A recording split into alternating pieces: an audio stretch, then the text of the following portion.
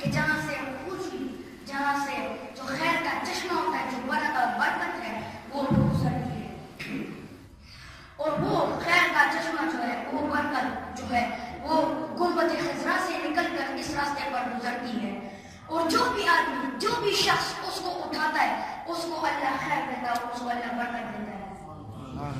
ہزاروں لوگ یہاں پر آتے ہیں، اپنے مسائل لے کر آتے ہیں. ہزاروں لوگ یہاں پر آتے ہیں بابا جان کے پاس، اور بابا جان کو اپنا مسئلہ سناتے ہیں، ان کے ساتھ ڈسکس کرتے ہیں، اور پھر بابا جان کے منہ سے ایک دعا نکلتی ہے اور اللہ اس کو پورا کر دیتی ہے.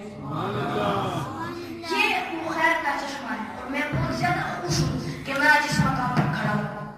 اور یہ خیر کا چشمہ تب بنتا ہے، ایک راز ہے، راز. اور وہ راز کیا ہے؟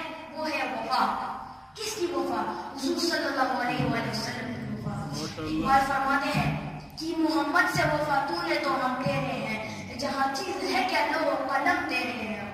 صرف ایک شرط ہے، وہ شرط ہے حضور صلی اللہ علیہ وسلم سے وفا.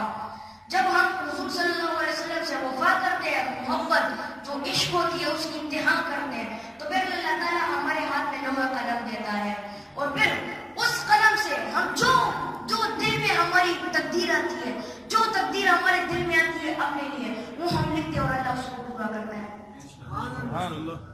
یہ وہ خیر کا وہ چشمہ، یہ وہ ایک راز ہے حضور صلی اللہ علیہ وسلم سے وفا کرنے کا. ہمیں چاہیے کہ ہم حضور صلی اللہ علیہ وسلم کی جو زندگی ہے وہ اپنائیں.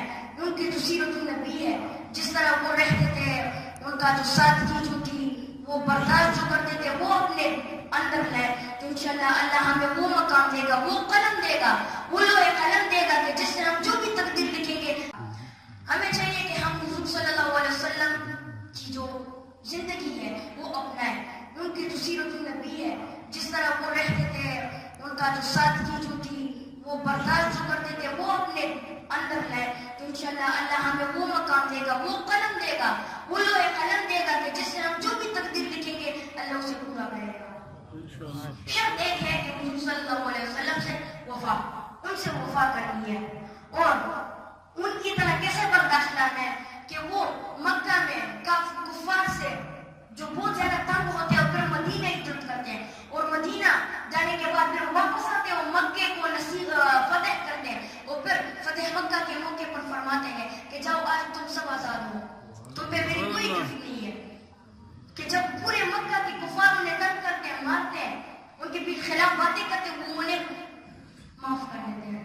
کہ طائف میں ان پہ پتھر کی بارش ہوتی ہے، ان کے جو جسم ہے، ان کے جو شوز ہے وہ خون سے ڈھک جاتے ہیں. اور پھر فرشتہ جبرائیل علیہ السلام پیچھے آتا ہے، وہ فرماتے ہیں کہ تم چاہتے ہو کہ ان دو پہاڑوں کے بیچ اس بستی کو مطلب وہ بالکل ختم کر دو، تو حضور صلی اللہ علیہ وسلم فرماتے ہیں اس موقع پر کہ نہیں، یہ نہیں تو ان کے آنے والی نسلیں ضرور مسلمانوں کی اسلام سبحان اللہ، سبحان اللہ.